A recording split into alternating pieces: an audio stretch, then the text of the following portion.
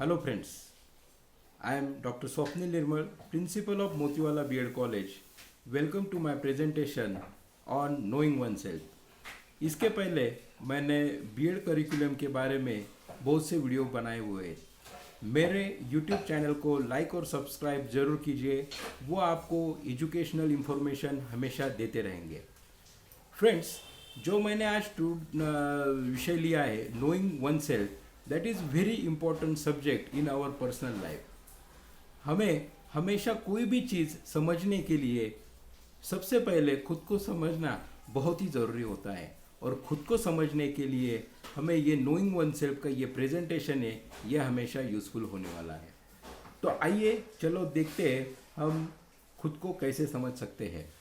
Who am आई, हमारे life का purpose क्या है, हम क्यों यहाँ पे इस पृथ्वी पर क्यों जन्मे हुए हैं, व्हाट इज़ माई एबिलिटी, मैं क्या करना चाहता हूँ, इन सब सवालों का जवाब जो है वो हु एम आई का रहेगा। हमेशा आपको एक ध्यान में रखना है कि जब आपको ये सवाल पड़ता है, आप हमेशा कोई कश्मकश में, कोई प्रॉब्लम में फंस जाते हो, तो आपको एक ध्यान में आएगा कि आप डिप्रेशन में चले जा रहे हो।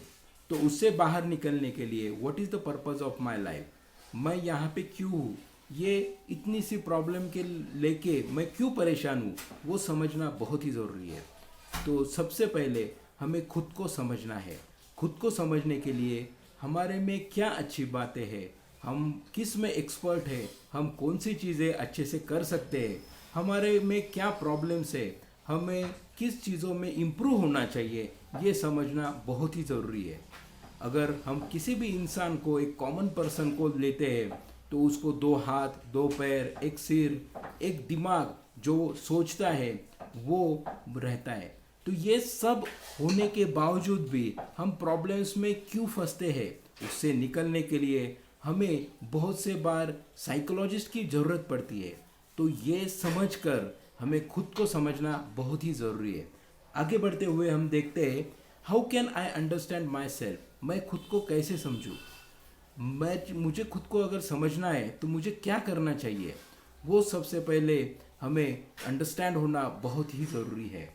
ओके, तो ये understanding self, this self is one of the concept too, it is an psychological concept that gives you an idea regarding your self. हम खुद का एनालिसिस अगर करते हैं तो आपको एक ध्यान में आएगा कि ये सेल्फ कंसेप्ट जो रहती है, खुद के बारे में हमारी खुद की क्या सोच है, वो समझना बहुत ही ज़रूरी है। यहाँ पे there are three elements are there in self, that is self image, ideal self and self esteem. तो ये सेल्फ इमेज जो रहता है वो क्या रहता है, हम हमेशा मिरर में देखते हैं। मिरर में देखने के बाद मिरर की खासियत है कि वो आपको खुद को आईने में दिखाता है। बहुत से बार ऐसा आपको लगा होगा, जब आपका मूड अच्छा है, जब आप खुशी हो, तो आपका चेहरा बहुत ही सुंदर आपको मिरर में देखता है। लेकिन जब आप दुखी होते हो तो आपका चेहरा भी आपको मिरर में न देखने लायक बना देता है। तो ये जो मिरर रहता है वो बहुत ही जादुई चीज़ है। इसे हम खुद को डेवलप करने के लिए, खुद को समझने के लिए यहाँ पे यूज़ करनी चाहिए। ये देखिए, ये प्रेजेंटेशन में आपको दिख रहा है कि एक बिल्ली खुद को आईने में देख रही है, लेकिन वो महसूस कर रही है कि मैं एक शेर हूँ, एक शेर की तरह मुझे किसी भी प्रॉब्लम को फेस करना है और उस प्रॉब्लम में मुझे विजयी होना है। तो ये सेल्फ इमेज जो है वो सबसे बहुत ही ज़रूरी रहती है। अभी सेल्फ इमेज के बाद आपको what I am going to be in future वो भी देखना है। जब मैं एक ग्रेजुएट बनूंगा तो मैं कैसा लगूंगा, जब मुझे ये कठिनाइयों से मैं दूर हो जाऊंगा तो मैं कैसा लगूंगा, ये सक्सेस अगर मुझे मिलती है तो मैं कैसा रहूँगा, जो खुशियाँ मुझे मिलने वाली है ये सक्सेस पाने के बाद, वो आपको मिरर में देख के महसूस करनी है। ये प्रोफेसर बनने के बाद ये पर्सन आपको प्रेजेंटेशन में दिखेगा कि जो बहुत ही खुश हो रहा है, उसे वो बहुत ही अच्छा फीलिंग कर रहा है। तो कोई भी चीज़ पाने के लिए हमें हमेशा कठिनाइयों से गुजरना पड़ता है। There is no gain without pain, so when you are in pain you just enjoy the thing because your gain is near to you. Okay, so next we can see that I am more than what you see. मैं जो हूँ उससे ज़्यादा मेरे अंदर कुछ तो भी है, और वो कुछ तो भी आपको हर एक इंसान से अलग बनाता है. वो कैसे बनाता है वो हम आगे देखेंगे. हमारे लाइफ में हमें बहुत सी डिसीजंस लेनी पड़ती है.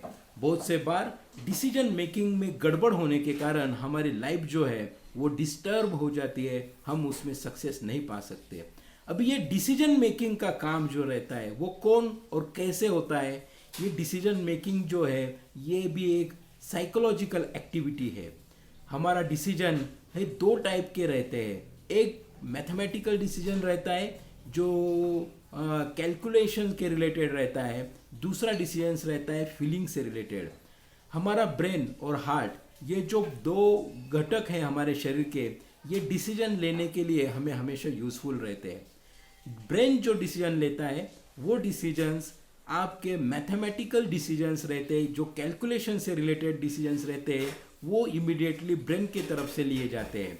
और जो हार्ट रहता है वो आपके फीलिंग से रिलेटेड जो डिसीजंस रहते हैं वो लेने का काम करता है.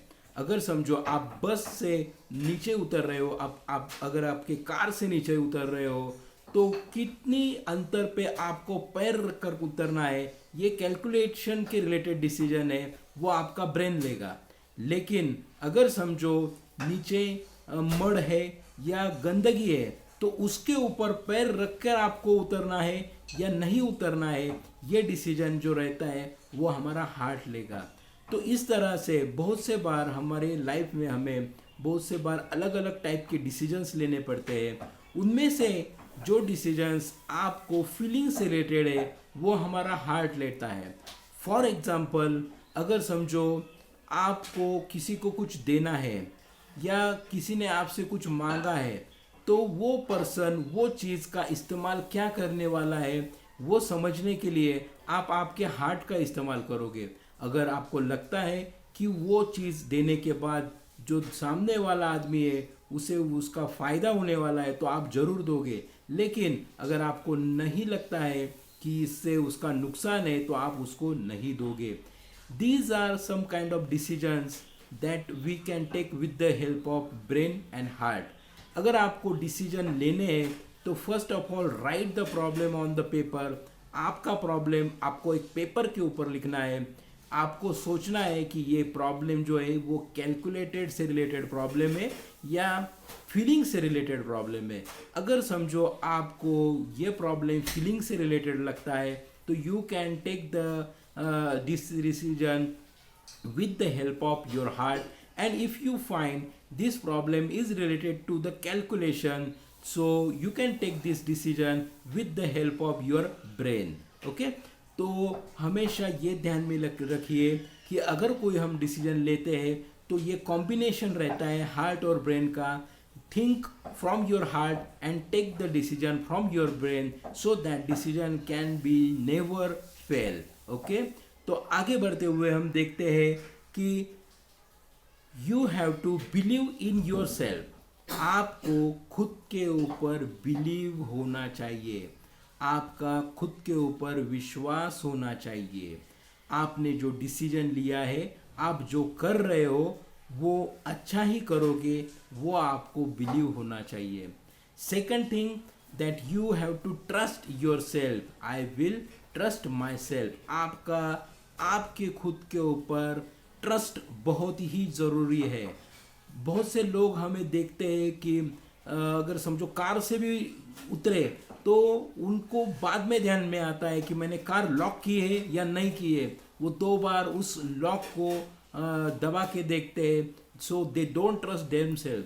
हमेशा कोई भी डिसीजन, कोई भी काम करते वक्त इतनी सावधानी से कीजिए कि उसके ऊपर, खुद के ऊपर आपका ट्रस्ट होना बहुत ही ज़रूरी है. I will be my self. यहाँ पे मैं आपको खुद को थोड़ा सा खुदगर्ज बनाना चाहूँगा. अगर आप खुद के ऊपर भरोसा करोगे तो आप दूसरों के ऊपर भरोसा करोगे. आप दूसरों के ऊपर भरोसा करोगे तो आप सोसाइटी के ऊपर भरोसा करोगे, आप सोसाइटी के ऊपर भरोसा करोगे तो आप पूरे देश के ऊपर भरोसा करोगे. So, this is the end of my presentation. Today we have learned how can I understand myself, or how can I take a decision, and how can I believe myself.